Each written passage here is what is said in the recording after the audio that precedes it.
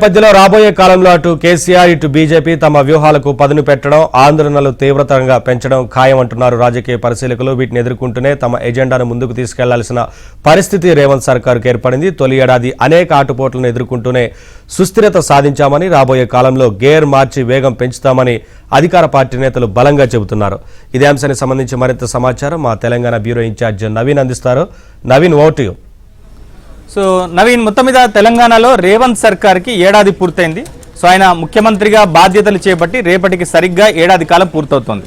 So ప్రధానంగా ఇప్పటి వరకు రేవంత్ సర్కార్కు ఒక రకంగా హనీమూన్ పీరియడ్ గానే మనం చెప్పవచ్చు. ఎందుకంటే ముఖ్యమంత్రిగా బాధ్యతలు చేపట్టినటువంటి రేవంత్ రెడ్డి అనూహ్యంగా ఆయన ముఖ్యమంత్రిగా తెర మీదకి వచ్చారు. ఎందుకంటే కాంగ్రెస్ పార్టీలో ఎంతో మంది సీనియర్లుగా ఉన్నారు. సో కాంగ్రెస్ పార్టీలో దాదాపుగా 40 సంవత్సరాలు 30 సంవత్సరాలు పనిచేసేటువంటి సీనియర్లను కాదని సో రేవంత్ రెడ్డికి ముఖ్యమంత్రిగా బాధ్యతలను అప్పచెప్పింది కాంగ్రెస్ పార్టీ అధిష్టానం. అయితే రేవంత్ రెడ్డి ఒక రకంగా పార్టీని, ముఖ్యంగా పార్టీలో ఎక్కడ కూడా అసమ్మతులు లేకుండా, తన పట్ల ధిక్కార స్వరాలు వినిపించకుండా పార్టీని ఒక తాటిపైకి అందరినీ తీసుకెళ్లేటువంటి విషయంలో రేవంత్ రెడ్డి ఈ ఏడాది పాలనలో సక్సెస్ అయినట్టుగా మనం చెప్పుకోవచ్చు. సో ఇక ప్రభుత్వ పరంగా కనుక చూస్తే ఇప్పటి వరకు రేవంత్ రెడ్డి తన రాజకీయ అనుభవంలో కానీ, తన రాజకీయ జీవితంలో కానీ ఎక్కడ కూడా అధికారానికి చేరువైనటువంటి సందర్భాలు లేవు. ఆయన కేవలం జెడ్పీటీసీగా, ఎమ్మెల్యేగా, ఎమ్మెల్సీగా, ఎంపీగా మాత్రమే ఆయన పనిచేశారే తప్ప ఎక్కడ కూడా మంత్రిగా పనిచేసేటువంటి అనుభవం, ప్రభుత్వంలో పనిచేసేటువంటి అనుభవం ఆయనకు లేదు. అయితే ఈ ఏడాది పాలనలో రేవంత్ రెడ్డి ఏ మేరకు సక్సెస్ అయ్యారు అనే దాని మీద చాలా విశ్లేషణ చేయొచ్చు. అయితే ఏడాది రేవంత్ రెడ్డి పాలన మీద ప్రజల్లో ఒకంత అసంతృప్తి ఉన్నమాట మాత్రం వాస్తవం. అయితే రేవంత్ రెడ్డి పట్ల ఎక్కడ కూడా వ్యతిరేకత లేదు, అలానే కాంగ్రెస్ పాలన పట్ల ఎక్కడ కూడా వ్యతిరేకత లేదు. మరోవైపు ముఖ్యమంత్రిగా రేవంత్ రెడ్డి ఇమేజ్కు వచ్చినటువంటి ముప్పు అయితే ఏమి లేదు.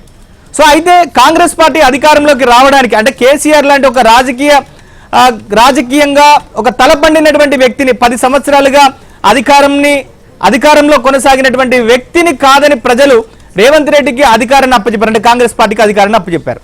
సో అధికారంలోకి రావడం కోసం కాంగ్రెస్ పార్టీ అనేక హామీలను ఇచ్చింది.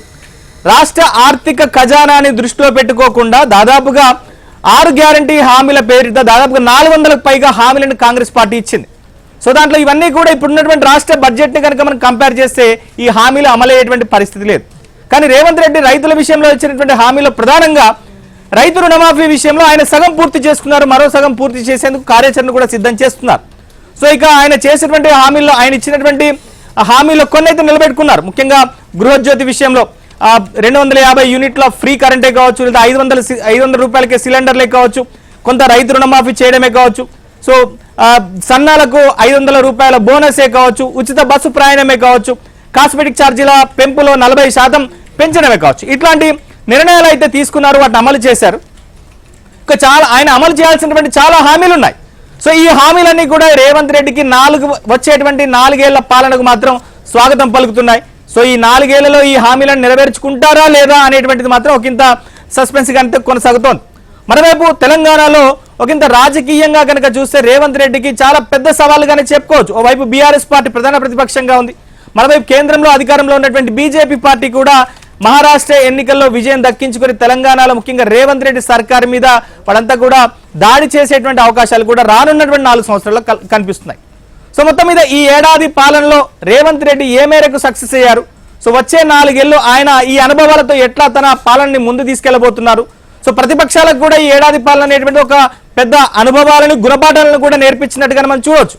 సో ఈ వచ్చేటువంటి 4 ఏళ్లలో సో ప్రధానంగా తెలంగాణలో బీఆర్ఎస్ పార్టీ, మరోవైపు వచ్చే ఎన్నికల్లో ఖచ్చితంగా అధికారాన్ని దక్కించుకుంటామని చెప్తున్నటువంటి బీజేపీ పార్టీ సో ఎట్లా వ్యవహరించబోతున్నాయి, ఎట్లా ప్రజా ఆందోళనలు కావచ్చు, ప్రజా ఉద్యమాలు చేపట్టబోతున్నాయి తెలుసుకుందాం. మా ప్రతినిధులు గాంధీ భవన్ నుంచి, ముఖ్యంగా సెక్రటేరియట్ నుంచి నరసింహరావు ఉన్నారు, అలానే బీఆర్ఎస్ కార్యాలయం నుంచి సిద్ధార్థ్ ఉన్నారు. సో బీఆర్ఎస్ కార్యాలయం దగ్గర మా ప్రతినిధి నరేష్ ఉన్నారు. సో ముందుగా మనం సెక్రటేరియట్కి వెళ్దాం. మా ప్రతినిధి నరసింహరావు ఉన్నారు. సో నరసింహరావు, సో ఏడాది పాలనకు సంబంధించి అనేక కాంగ్రెస్ పార్టీలోనే కొంత సానుకూలత ఉంది, కొంత వ్యతిరేకత ఉంది. సో ప్రజలకు ఇంకా మరింత చేరువ కావాల్సినటువంటి అవసరం ఉంది. ముఖ్యంగా విపక్షాల నుంచి ఎదురయ్యేటువంటి సవాళ్ళని కావచ్చు, లేదా ప్రజా ఉద్యమాల నుంచి దాటి వాళ్ళు ఈ వచ్చే 4 ఏళ్లు పాలన సాగించాల్సినటువంటి పరిస్థితి ఉంది. సో ఎందుకంటే రేవంత్ రెడ్డి ముందట చాలా సవాళ్లు ఉన్నాయి, అనేక హామీలు ఉన్నాయి. సో వీటన్నింటినీ కూడా దాటుకొని ఆయన ఎలా వెళ్ళబోతున్నాడు. సో ఇప్పటికే లోక్సభ ఎన్నికలు అయితే పూర్తయ్యాయి. సో వచ్చే ఏడాది అంటే ఫిబ్రవరిలో స్థానిక సంస్థల ఎన్నికలు ఉన్నాయి, జిహెచ్ఎంసీ ఎన్నికలు కూడా ఉన్నాయి. సో ఎట్లా ఉండబోతుంది రేవంత్ రెడ్డి పాలనే కావచ్చు, ముఖ్యంగా రాష్ట్రంలో కొనసాగుతున్నటువంటి ఈ ట్రయాంగిల్